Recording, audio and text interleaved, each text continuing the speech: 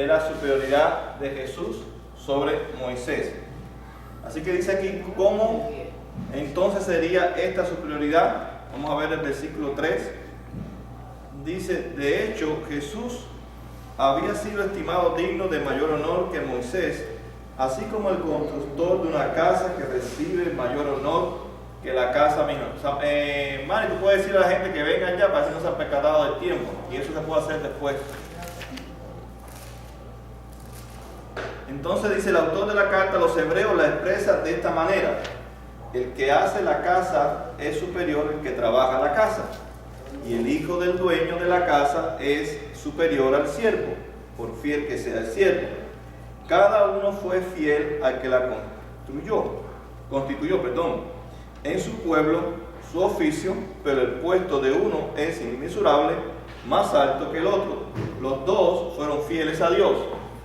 Jesús y Moisés fueron fieles.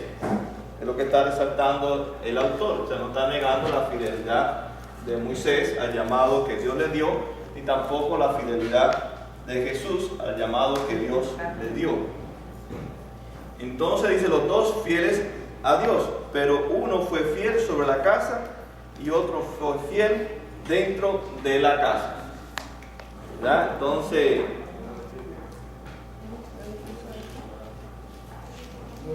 uno fue fiel en la casa, que es Moisés, y otro fue fiel sobre la casa, que es Dios. Jesús. ¿Okay? Uno sobre la casa y otro en la casa. Y hay una gran diferencia. El que está sobre la casa es el que construyó la casa.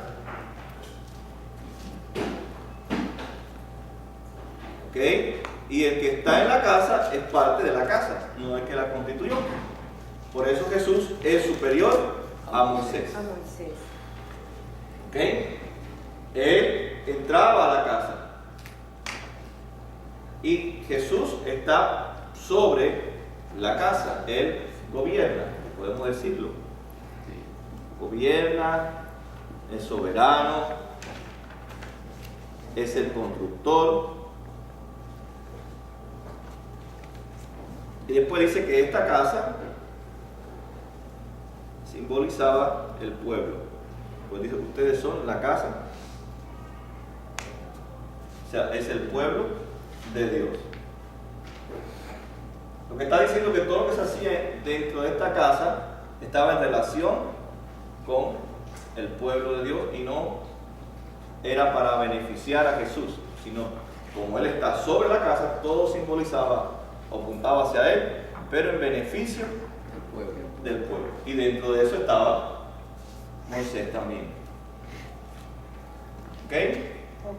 Ahí está explicando entonces la superioridad de Jesús usando la casa que decían ellos que había construido Moisés, que es el tabernáculo. Ok, entonces dice aquí, la idea es semejante a lo que en los tiempos pasados era la hacienda. La casa somos nosotros. ¿Ven? La casa somos nosotros, pero tenemos la obligación de ser fieles, de ejercer la fe y la fidelidad y de proyectar felizmente hacia el porvenir en términos de esperanza. Ser la casa de Dios es resultado de su gracia y a la misma vez es una obligación activa. Entonces ya aquí en el sermón está dando la parte ¿qué? Activa lo que tenemos que hacer. La parte práctica. ¿Cómo esto les va a ayudar a ustedes? Si ustedes realmente han entendido entonces, ¿verdad? Que Jesús está sobre la casa, Moisés está en la casa. Moisés no es el que construyó la casa, él pertenecía a la casa, Jesús está por encima de la casa. Si comprendemos esto entonces, que es todo por beneficio del pueblo de Dios, entonces el pueblo de Dios debe responder en una forma activa. ¿Cómo? Siendo fiel, como Jesús fue fiel sobre la casa y Moisés en la casa. Entonces, una de las cosas que ejerce la fidelidad, entonces está ejerciendo en que él menciona la fe, ¿verdad? O se menciona la fe, porque es creer que Jesús está sobre la casa. Entonces la fe me hace ser fiel a Dios. En una forma tengo la responsabilidad, ¿verdad? O estar activo como pueblo de Dios, como casa de Dios. ¿Estamos de acuerdo ahí? Así que la casa es todo el pueblo de Dios. En esta casa somos nosotros. Dice el versículo 6. Se emplea la palabra casa aquí, muchas veces en la Biblia, es un amplio sentido. Se incluía con el concepto no solamente de edificios, sino también la familia y los siervos. Así que la idea es semejante a los tiempos pasados en la hacienda. La casa somos nosotros, pero tenemos obligación de ser fiel, ejercer la fe, o sea, la fidelidad, y proyectar felizmente hacia el porvenir en esperanza. Ser la casa, entonces, el resultado de la gracia y una obligación activa. Así que seamos la casa de Dios, todo esto es un acto de la gracia de Dios. ¿Qué quiere decir gracia de Dios? Es un acto de la gracia. ¿Qué estamos diciendo? Un regalo. Un regalo, ¿qué más? Un regalo y algo que no merece.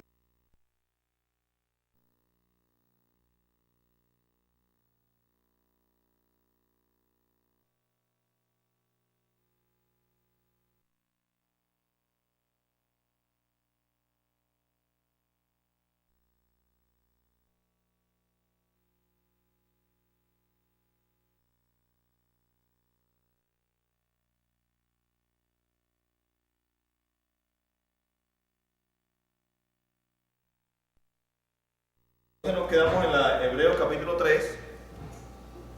¿Ya? ¿Cómo entonces sería esto? Estamos en la página 3 de la 7. Estamos hablando de la superioridad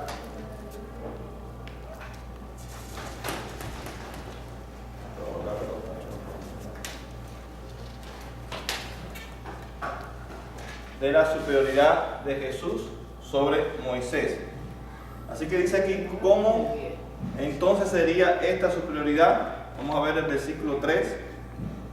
Dice, de hecho, Jesús había sido estimado digno de mayor honor que Moisés, así como el constructor de una casa que recibe mayor honor que la casa misma. O sea, Mari, tú puedes decir a la gente que vengan ya para que no se han percatado del tiempo, y eso se puede hacer después.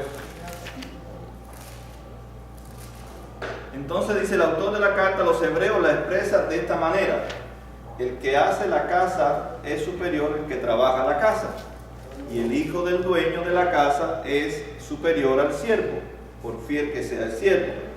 Cada uno fue fiel al que la constituyó, en su pueblo, su oficio, pero el puesto de uno es inmensurable, más alto que el otro.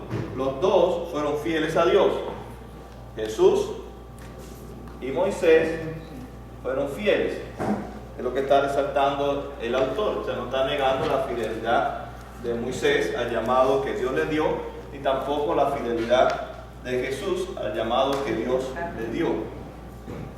Entonces dice, los dos fieles a Dios, pero uno fue fiel sobre la casa y otro fue fiel dentro de la casa. ¿Verdad? Entonces,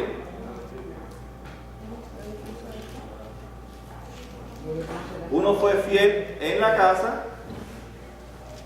que es Moisés, y otro fue fiel sobre la casa, que es Dios.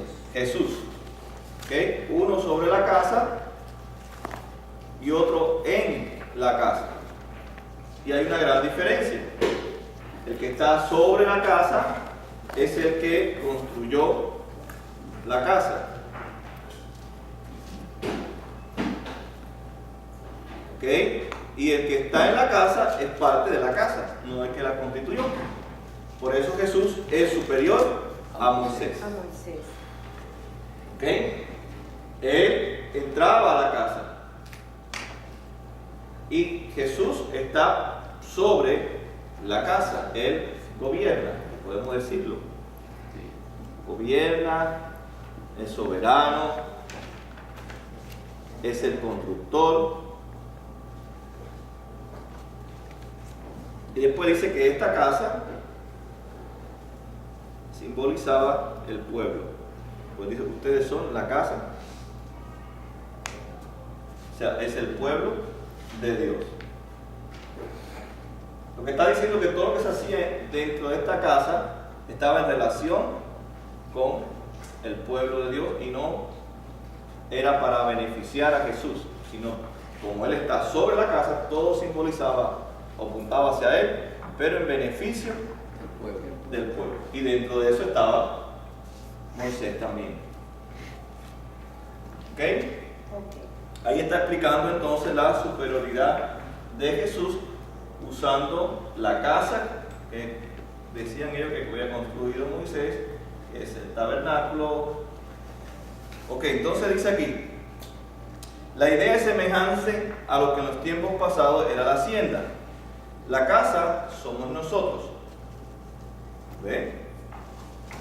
La casa somos nosotros, pero tenemos la obligación de ser fieles, de ejercer la fe y la fidelidad y de proyectar felizmente hacia el porvenir en términos de esperanza. Ser la casa de Dios es resultado de su gracia y a la misma vez es una obligación activa. Entonces ya aquí en el sermón está dando la parte ¿qué? Activa lo que tenemos que hacer. La parte práctica. ¿Cómo esto les va a ayudar a ustedes? Si ustedes realmente han entendido entonces, ¿verdad? Que Jesús está sobre la casa, Moisés está en la casa. Moisés no es el que construyó la casa, él pertenecía a la casa, Jesús está por encima de la casa. Si comprendemos esto entonces, que es todo por beneficio del pueblo de Dios, entonces el pueblo de Dios debe responder en una forma activa. ¿Cómo? Siendo fiel, como Jesús fue fiel sobre la casa y Moisés en la casa. Entonces una de las cosas que ejerce la fidelidad entonces está ejerciendo en que él menciona la fe, ¿verdad? O se menciona la fe, porque es creer que Jesús está sobre la casa. Entonces la fe me hace ser fiel a Dios. En una forma tengo la responsabilidad, ¿verdad? O estar activo como pueblo de Dios, como casa de Dios. ¿Estamos de acuerdo ahí? Así que la casa es todo el pueblo de Dios. En esta casa somos nosotros. Dice el versículo 6. Se emplea la palabra casa aquí, muchas veces en la Biblia, es un amplio sentido.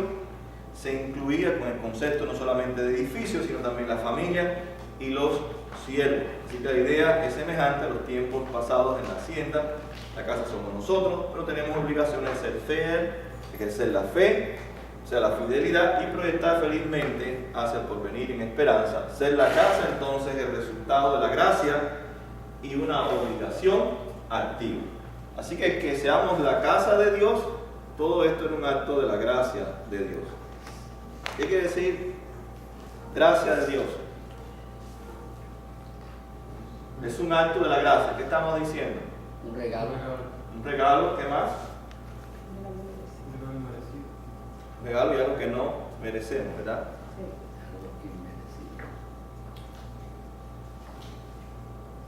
Algo que no merecemos. Así que la gracia nos permite entonces tener esa fe, ser fiel, y a la misma vez tenemos la obligación de ser activos dentro de esa casa o ese pueblo de Dios. Amén. Amén. Así que Moisés tuvo esta función en la casa. No es el hacedor de la casa. Las casas no existen como producto de la naturaleza. Toda casa es hecha por alguno. La presencia de una casa, edificio y organización, comunión y actividad implica la existencia de un hacedor. ¿Verdad? Alguien tuvo que hacer esta casa. Así que la casa dice que El siervo más importante. El siervo más importante, el mayordomo de todos, no es el que construye la casa, ni funda la hacienda, sino el que sirve fielmente al que hizo la casa. Así que la respuesta a entender entonces eso es terminar sirviendo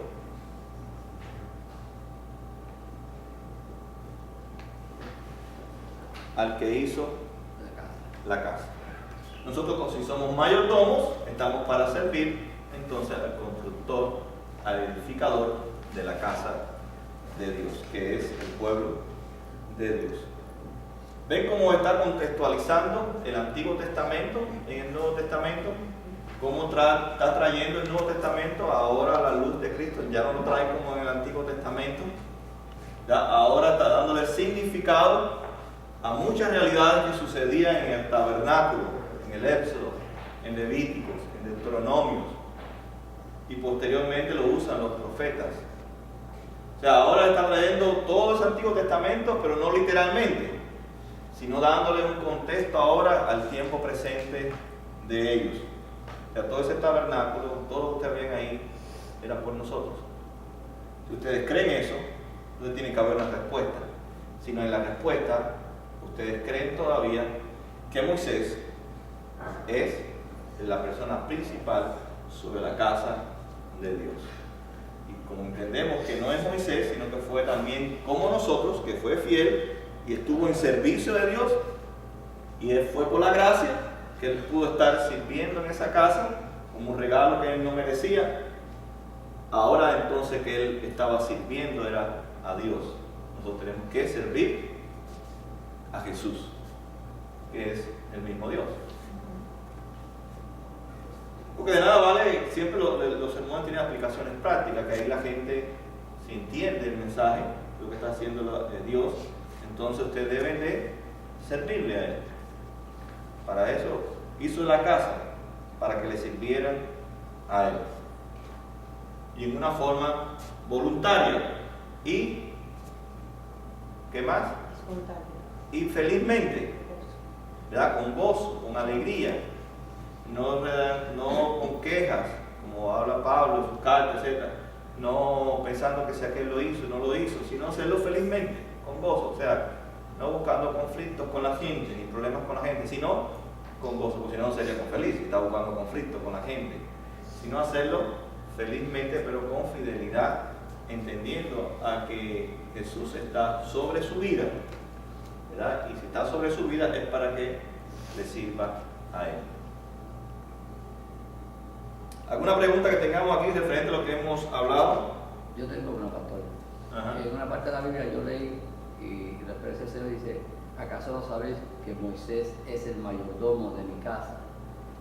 Cuando él usa la palabra o el término es, ¿eso fue en el pasado cuando estuvo en el templo o continúa sobre edificando lo que venimos a hacer nosotros, parte de la casa de Dios? No, pero está bien decir es o fue, porque si estás hablando de un presente que la audiencia sabe que ya eso pasó, ya Moisés no vive, no existe, ya hace más de no sé cuántos años.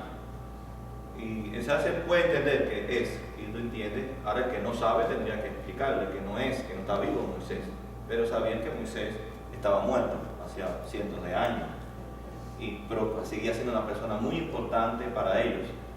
Y entendían que no solamente estaba en la casa, sino estaba sobre la casa. ¿Entiende? Entonces cuando habla de mayordomo es porque él estaba sirviendo a Dios. Y también nos usa la misma historia de Moisés para decirnos: ustedes también entonces tienen que servir a Dios ahora que están en la gracia. Si Él lo hizo, ¿verdad? Sin entender muchas cosas, ahora que ustedes entienden ya todo lo que Jesús hizo por nosotros, entonces debemos servir con más fidelidad, o con la misma fidelidad, que sirvió Moisés en la casa o en el tabernáculo. ¿Está bien ahí? Pero lo pusieron como mayordomo también. Sí, un mayordomo es el que administra todas las cosas, cuida todas las cosas. Así también nosotros somos mayordomos también. Tenemos que cuidar todas las cosas que tienen que ver con la casa de Dios. Pero no la casa es el edificio. Acuérdense que la casa de Dios es el pueblo de Dios. ¿Ok? ¿Okay? Por eso dice, yo no habito en casas hechas, que eso vamos a hablar ahora en Hebreos 9, ¿verdad?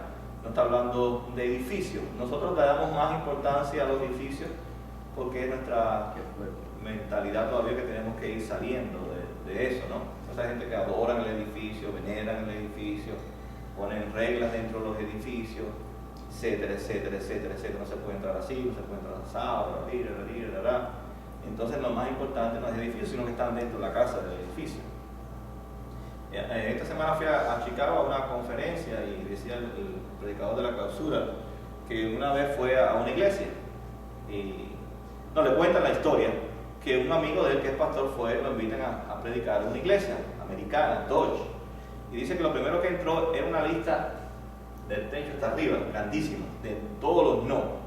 No puede entrar en chancleta, no puede entrar en short, no puede usar el celular, la mujer no puede entrar así, la mujer no puede entrar asado. Era una cantidad de no que era increíble. Dice que él la vio y dijo, wow. Y la iglesia el pastor era bien legalista, bien recto, llevaba a la gente. Y dice que la primerita era la del celular. Entonces él en ese momento menciona el celular, ¿verdad? Que una de las cosas, hablando, ¿no? Y en eso entra un joven que nadie conocía, pero entra en short y en chancleta, muy típico en el verano hacia el norte, y se le sentó, primeramente vino por todo el pasillo, dice, con un silencio sepulcral, y la chancleta hace traca, con la chancleta te golpean atrás, porque es una chancleta de metedeo, y vino por todo el pasillo. Ya pues estaba inquieto y molesto por la persona que estaba entrando por todo el medio del pasillo, todo el mundo mirándolo en short, todo el mundo dice que bien elegante, con traje, las mujeres vestidos largos, etcétera, etcétera. Y para más cosas se le sentó en la primera fila y alante del pastor. Ya le estaba incómodo porque estaba en short, en chancleta y en la primera fila. Y de pronto saca el celular y hace algo con el celular y extiende el celular hacia el pastor. Y eso lo incomoda entonces más todavía, como que él pensaba que él lo había oído, lo estaba desafiando. Y dice que el pastor paró el sermón y le dijo, mire, joven, si usted entró, te ve una lista, la primera dice que aquí no se puede usar el celular, por favor, salga del templo si no va a usar el celular. Y el muchacho joven le dice, perdóneme, la historia real, dice, perdóneme pastor, vine hoy a esta iglesia porque un amigo mío quiere quitarse la vida y posiblemente este sea el último día que él puede escuchar la palabra de Dios. Y es por eso que le estoy extendiendo el celular para que él escuche su mensaje y Dios pueda cambiar su vida. Dice que cuando terminó, bueno, ahí ya se puede imaginar, arrancó la lista y dice, ahora aquí puede entrar como quiera la gente. ¿Ven? Él dice que pasó, decía el hombre que él pasó, le contó, y fue la primera iglesia que no sabía qué hacer cuando el amigo le dijo eso, estaba en otro estado, él no podía llegar hasta allá y no sabía qué hacer, y se le ocurrió entrar a esa iglesia, que si él escuchaba la palabra de Dios, Dios podía transformar su situación y no quitarse la vida. Y por eso había llamado a su amigo para que escuchara en vivo el mensaje del pastor. ¿Qué le parece? ¿Verdad? Entonces, más importante no es la casa, ¿verdad? Sino los que están dentro de la casa. Entonces no sabemos cuál es la intención el muchacho había sacado el celular y lo había extendido, no por molestar al pastor, sino para que escuchara mejor el mensaje que el pastor estaba predicando en ese momento. ¿Ven? Entonces esto es lo que nos enseña muchas veces en nuestra vida, que lo más importante no es el edificio, ¿verdad? Ni el niño que está llorando, ni que el joven que está molestando, sino es la gente que está en ese edificio. ¿Ok? A mí me gustó mucho, tuve un hecho real, lo que pasó a mí me lo contó un pastor que había ido a esa iglesia, que lo habían invitado a esa iglesia. Ok, entonces solo indica que lo más importante es las personas que están dentro de la casa y no en sí el edificio. Esa es la ilustración, para que no piensen que está hablando del edificio, ¿verdad? Porque esa es nuestra tendencia. Entonces la casa es el edificio, o sea que tenerlo pulcro, ¿verdad? Más importante que estén pulcras son la gente. sino el edificio. Ok, eso nos ayuda a no ser legalistas como otras personas que vienen diferentes a nosotros al culto, que molestan, que hablan, que cuchichean. Déjenlo, ¿verdad? Porque son personas que han venido y hasta que Dios no abra su corazón, o lo ha traído con un propósito, ¿verdad? Para que nosotros en el amor de Dios lo discipulemos para que pueda ser cambiada su vida. Ok, entonces dice aquí que Moisés estuvo en función de la casa. No es el hacedor de la casa. Las casas no existen, como dije. El párrafo que sigue dice: la dignidad del hijo es superior todavía. El versículo 4 nos hace recordar que nos hizo recordar que el que hizo todas las cosas es Dios. En pasajes anteriores en esta carta, el autor había afirmado que el hijo es hacedor de todo. El hijo luego es Dios. Tanto más grande es Jesús que Moisés, como el creador es más grande que la criatura. Moisés era hombre, Jesús es Dios. Así que Moisés fue fiel en toda la casa de Dios como siervo, para dar testimonio o para testificar de lo que se iba a decir. Las instituciones establecidas por Moisés tuvieron en función de revelación venidera. La revelación del Pentateuco, que son los primeros 5 libros, no está en conflicto con el Evangelio. La revelación por Jesús más bien la anticipaba. O sea, todo el Antiguo Testamento entonces anticipaba la venida de Cristo.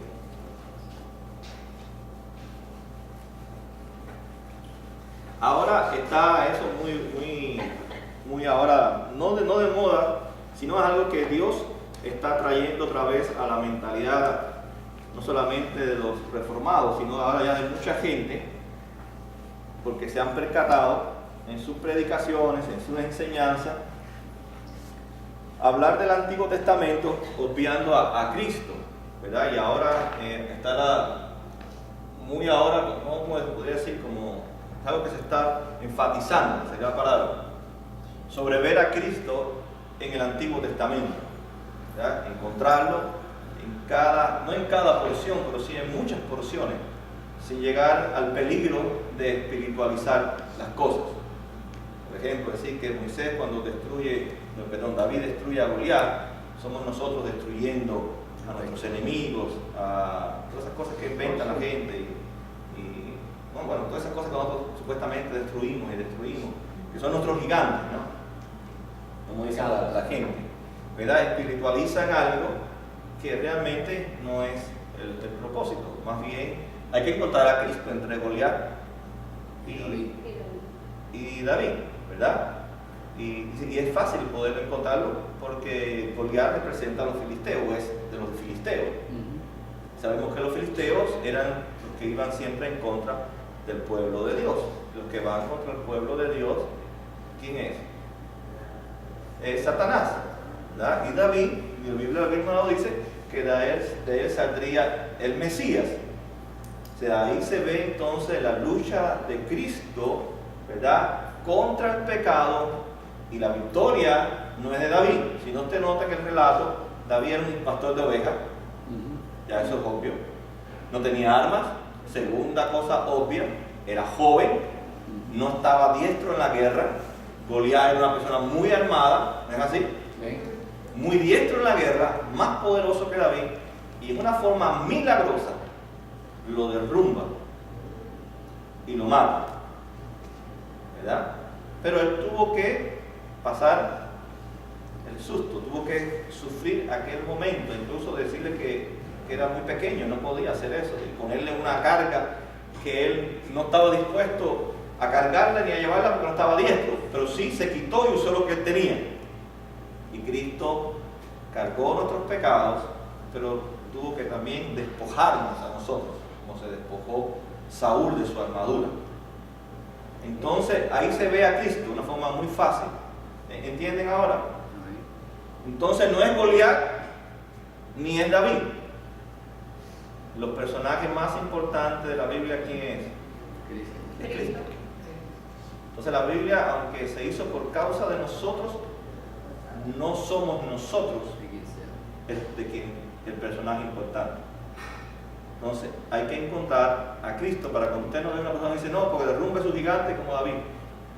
Alguien que sabe de la Biblia decirle, mira, no le digas eso porque está mejor dile que Cristo va a derrumbar, va a destruir, pero con su muerte en la cruz, todos esos conflictos que tú tienes. Pero para eso tienes que creer en que Él es un redentor. Un redentor es alguien que quita, que paga, que se ocupa un lugar para redimirte lo que tú no puedes hacer. ¿Ves la diferencia? ¿Ves? Nosotros estamos poniendo que Él lo va a hacer, y si no lo hace, dice, mira, entonces no ves más a la iglesia porque Él no pudo derrumbar a este enemigo. Pero lo que está enseñando es que es Cristo. Entonces de quien se habla es Cristo. ¿Okay?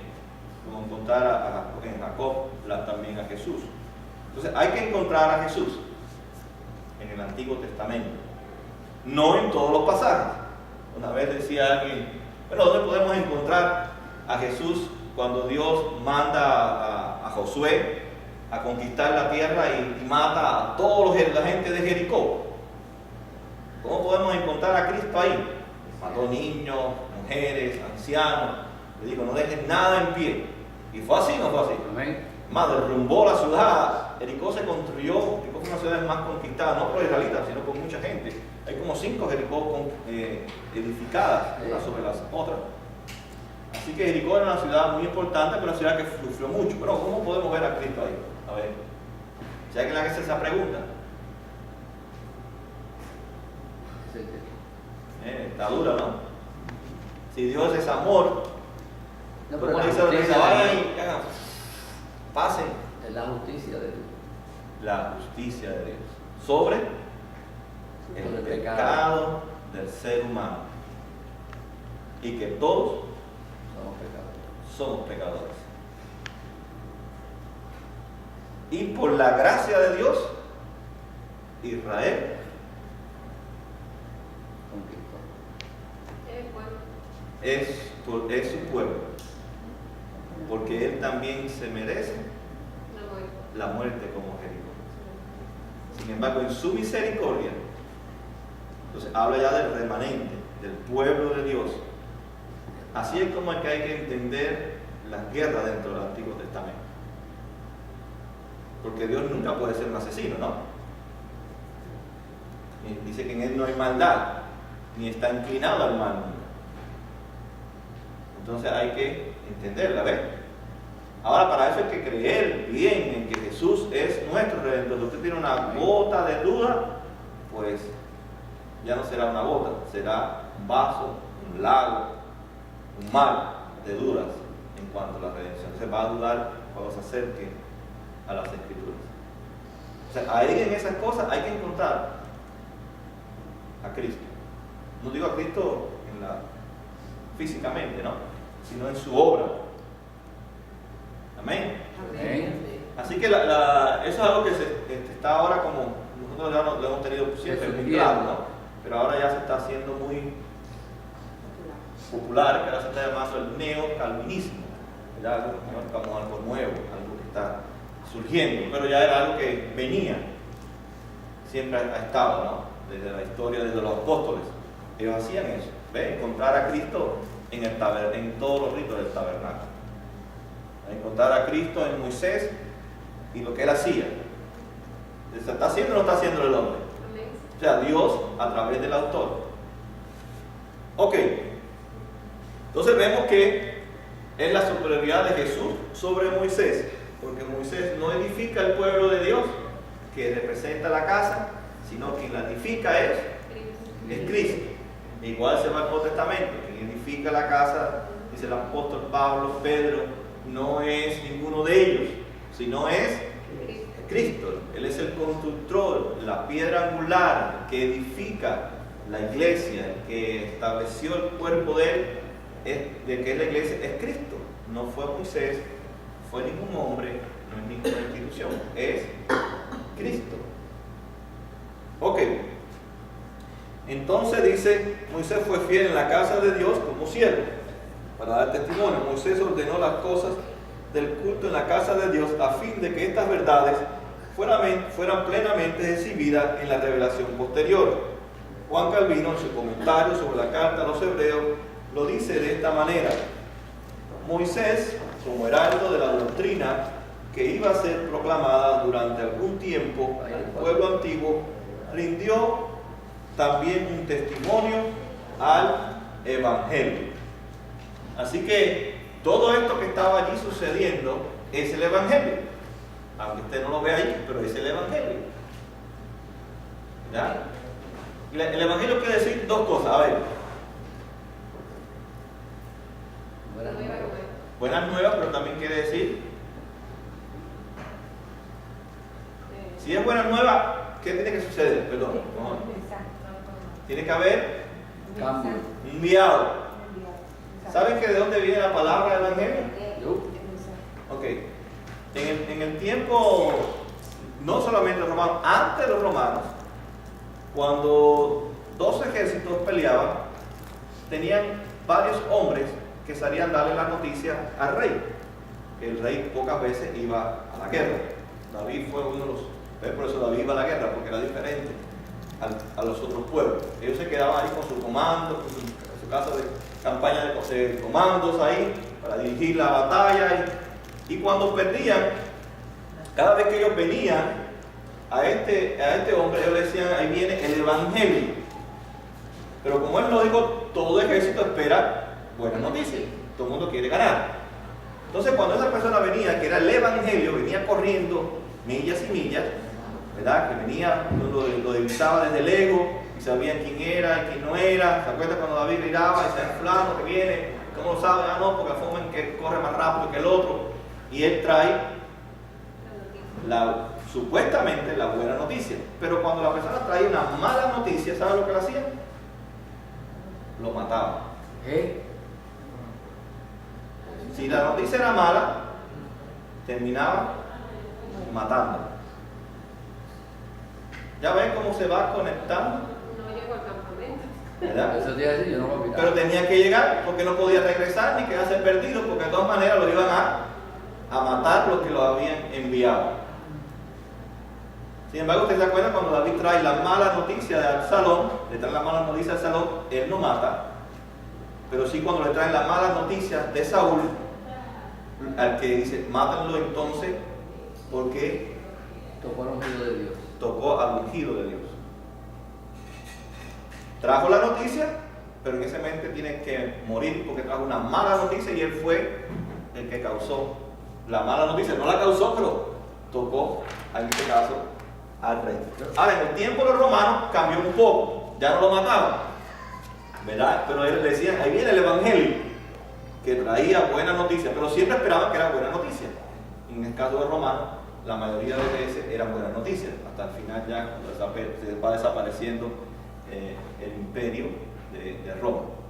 Entonces el Evangelio es alguien que es enviado a traer una buena noticia, pero tiene la posibilidad de morir. Y Jesús es el Evangelio. ¿Y tuvo la posibilidad de vivir? No. Trajo la buena noticia. ¿Y él qué tuvo que hacer? Dice que fue matado por aquellos que debieron de recibirlo. O sea, en vez de recibir el rey la buena noticia y dejarlo con vida, Jesús vino y trajo la buena noticia. Como lo rechazaron, lo mataron. Por eso él es el Evangelio. ¿Ok? Ya captan la idea porque Dios usa cosas de la cultura del tiempo que ellos hacían, cosas, y claro, la palabra se va evolucionando, ¿no? Hasta el tiempo de Jesús. Así que el Evangelio ha estado siempre desde los tiempos de Moisés. ¿Ok? Entonces él traía buenas noticias, pero como lo rechazaron, Lo mataron. Porque no eran buenas para ellos, sino malas. Para Para los que no creían. Claro que no creen, claro, para los que no creen. Ok. Entonces Moisés, que dice aquí que es el alto o el que trae, ¿verdad?, ese testimonio del Evangelio al pueblo de Dios. Moisés entregó fielmente lo que tenía que darle, pero esto no era la palabra final de la revelación de Dios. De hecho, esta misma revelación presuponía un cumplimiento. Esta revelación en sí apuntaba hacia otra cosa. Ahora podemos entender entonces, ¿verdad?, la ley. Cuando usted entiende esto, pues, entiende muchas cosas, ¿no? Aunque pudiendo haber entendido aquello, pudo haber entendido también esto, ¿no? ¿Verdad? Moisés le da la ley, ¿no es así? Sí, señor. Pero la ley, los judíos pensaban que era para cumplirla, era toda la lista que tenía el pastor ese, ¿recuerdan? Que me imagino que hay muchas de ellas las quebrantaba y mucha gente lo que pasa es que trataban de tapar. Ok, eran todas estas leyes, eran 10, que se resumen, y son más o menos 613 leyes, mandamientos, ordenanzas que hay en toda la Biblia. Pero podemos usar 10 como la base, ¿verdad? Como el fundamento. Entonces ellos pensaban, ¿verdad?, que esto era para cumplirla.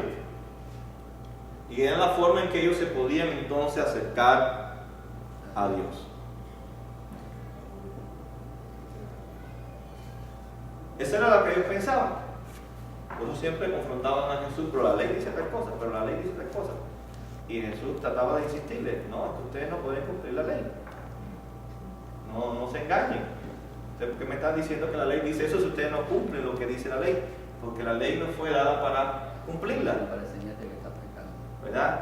Sino, como dice mismo la palabra, para llevarnos a Cristo, para convencernos de que somos pecadores.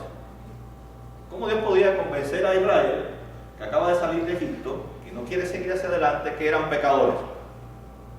Si ellos pensaban que no eran pecadores porque dijeron que el becerro de oro era Dios y lo había liberado. ¿Cómo podía? Bueno, Dios le escribe entonces a Moisés la ley que refleja la imagen de Dios, o sea, o la santidad de Dios, y esa santidad se tiene que ver en el prójimo. Que compone la ley, dos partes: la santidad de Dios y nuestra relación con el prójimo. ¿Podemos realmente amar al prójimo como a nosotros mismos, como Dios nos ama a nosotros, como se ama a sí mismo la Trinidad? No podemos. Entonces toda esta realidad apuntaba hacia alguien, hacia otra cosa. Y ahí está el Evangelio, es Cristo. El único que tenía que cumplir la ley, justificarnos de haber no cumplido la ley, para ahora entonces poder acercarnos a Dios. ¿Entendieron esa parte o no? Ok, entonces toda revelación, ¿verdad?, va hacia el cumplimiento. Toda la revelación que se le fue dada a Moisés textualmente apuntaba hacia el Mesías y típicamente prefiguraba sus verdades. Todo el tabernáculo, sus muebles, el ministerio, junto con el oficio del sacerdote, era una prefiguración del Evangelio que iba a venir. Así que el Evangelio, alguien dijo una vez, escuché a alguien que dijo que casi nadie predicaba sobre Levítico. ¿Por qué la gente no predica sobre Levítico? Ahí está el Evangelio. Pero el Evangelio puesto en una perspectiva de la santidad del que proclama el Evangelio. Entonces, en todo el Antiguo Testamento podemos decir que está el Evangelio, porque Cristo es el Evangelio, la buena noticia. Ahora, la gente tal vez lo vieran con mala noticia, pero si usted lee todas las leyes que Dios pone para las purificaciones, para las relaciones matrimoniales, para todo, tenía que ver con la santidad y con la relación del prójimo. Tenía que ver con ¿qué? Con Jesucristo. Con Cristo. Todo lo que Cristo iba a hacer eran buenas noticias. No es una buena noticia que cada 7 años podamos dejar libre a los esclavos, ¿verdad? No es una buena noticia dejar cada 7 años que la tierra, cada 50 años que la tierra descansara, y que no era una buena noticia dejar que cuando recogiéramos toda la cosecha dejáramos algo para los pobres. Ahora no es así. Ahora el dueño de una compañía no le deja a usted llevarse ni siquiera un alfiler de ahí, ¿verdad? Por ejemplo, los sedanos no le dan ni siquiera una mitad de un plátano a ningún empleado para que se lleve para su casa. Entonces Dios dijo, no, eso no puede ser así. Ustedes tienen que dejarle Y compartir. para que ellos se lleven, para las viudas, para los pobres, para los huérfanos. para los que andan por el camino, ellos puedan recoger trigo, hacer su masa y comer pan. Tienen que dejar siempre ganado libre para que ellos puedan ser cogidos por otras personas. Todo tenía que dejar el pueblo un pedazo, un poco. Eso no es buena noticia, ¿verdad? Entonces todo lo que Dios ponía era una buena noticia, ¿no? Si vas a la guerra y te casaste, estás un año con tu esposa, eso no es una buena noticia. Aunque después te iban a matar, pero por lo menos disfrutaste un año con tu esposa. Eso es una buena noticia. ¿O no es así? Entonces, donde quiera que usted ve, siempre Dios hacía el Evangelio, daba buenas noticias. ¿Verdad? No debemos de matar a nadie sin antes que hayan 2 testigos por lo que hizo la persona, ni condenarlo. Si hay alguien que está airado con otra persona, ¿cómo podemos protegerlo? Bueno, vamos a crear 5 ciudades de refugio para que la persona se meta ahí temporalmente hasta que venga. Si no, la persona va a venir y lo va a matar. Eso no es una buena noticia. Entonces Dios siempre, todas las leyes ceremoniales que ponía en el Antiguo Testamento son buenas noticias para cuidarnos, para protegernos de la maldad que hay en el ser humano caído. Ya van viendo cómo cada cosa que va diciendo es una buena noticia. Dice, bueno, esto no tiene mucho sentido, pero sí, es una buena noticia para ese tiempo y para el tiempo de hoy. Lo que hay que ponerla desde otra perspectiva. Ya ahora no tenemos esos mismos problemas, pero son buenas noticias que podemos darle a la gente también. Ok, entonces estamos viendo diferente todo el Antiguo Testamento. Estamos viéndolo como buenas noticias. Ok, entonces toda revelación mosaica miraba hacia su cumplimiento. Como dije, el tabernáculo, toda la revelación que apuntaba hacia algo más completo no puede tomarse como final. Toda la revelación que vino por medio de Moisés, importantísima de por sí, está en función de ser testimonio de lo que iba a decir. Se iba a decir, perdón, en Jesús. Entonces tenemos una revelación superior a la de Moisés, y esto lo sabemos por el mismo testimonio de Moisés. Pregunta que tengamos, comentario. Otra pregunta, nada más que por curiosidad. En el Viejo Testamento, o sea, hablando específicamente de Moisés, Moisés le insiste ver a Dios y Dios le permite ver a Dios. ¿Tiene eso algún significado para nosotros? No, Dios no le dice, ponte... No, él lleva detrás una piedra y le esconde. Pero que le permite una grieta, un destello. No entiendo esa parte, pero aún y así... después usa un antropomorfismo, sí, que es la figura de un ser humano, ¿no? Exacto. Referente a Dios, dice, verás mis espaldas. Dios no tiene espaldas. Exacto. ¿Verdad? Y le dice, voy a pasar delante de ti y tú vas a verme. En otra zona dice que solamente él vio la sombra que pasaba. Yo entiendo esa parte. ¿Verdad? Entonces fíjate que Moisés no pudo ver a Dios. Dice, bueno, pude ver en ese instante la espalda, la forma humana de decirlo, y algo de Dios, pero quedé con vida. ¿Dónde podemos ver a Cristo ahí? En ese pasaje. En la cruz, en el sacrificio, la redención de nosotros. A ver, un poquito más específico. ¿Qué sucedió en la cruz? Que Él murió y resucitó. Ok, Moisés, fíjense que Moisés solamente es el que puede hacerlo. Nadie más. Porque Cristo fue el único que puede. Y él no vio a Dios. No, Él vio las espaldas. Bueno, podemos decir, en la mente hebrea, la espalda prácticamente es ver el disgusto de una persona. Incluso se dice que cuando en el tiempo de los caldeos, cuando a una mujer que era muy difícil que la empalara, o la crucificaran, la ponían de espalda, ¿verdad? Para la vergüenza, porque causaba vergüenza a la gente. Entonces, más bien Dios, al mostrarle a Moisés, está hablando de la vergüenza que debe sentir el ser humano frente a un Dios que es santo, pero a la misma vez le permite ver algo de él, pero no todo de él, porque hay algo que hay que quitar, esa vergüenza. Entonces Jesús al morir dice que se rasga el velo, Y ya no existe, el velo es como una rendija, ¿verdad? Que uno podía imaginarse la presencia de Dios, pero no podía ver la presencia de Dios en su totalidad. Pero solamente alguien tenía que entrar solamente para poder verlo todo, que era el sumo sacerdote, pero aún no lo podía ver todo. Tenía que conformarse con los utensilios que habían allí, en ese lugar que representaban la santidad de Dios. Entonces ahí podemos ver el Evangelio, la gracia de Dios, que Cristo tuvo que abrirnos la rendija al punto que podamos ya no ver nuestra vergüenza, sino la gloria del Padre, ¿verdad? Que ahora está transformando nuestras vidas, quitando nuestra vergüenza.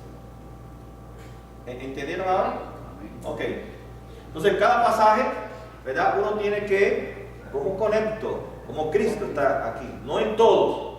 ¿Estamos de acuerdo? Amén. No en todos. Pero yo diría que sí, un 80% está Cristo porque hacia Él apuntaba.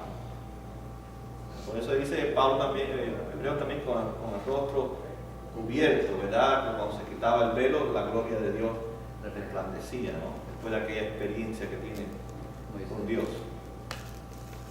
Pero dice ahora quitémonos el velo, ¿verdad? Ya no tenemos que cubrirnos ya.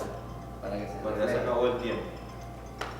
Ok, entonces, ¿alguien que quiera despedirnos en oración, que nunca en su vida ha orado en público? No. ¿Alguien que quiera despedirnos en oración? No sea Cándida, porque ya Cándida oró. Entonces, nadie quiere, Dayana.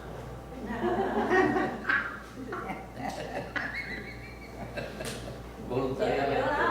Sí, pero bueno, Ya está elegida. ya me acuerdo para el otro domingo que ni tú ni Carla. Dictada.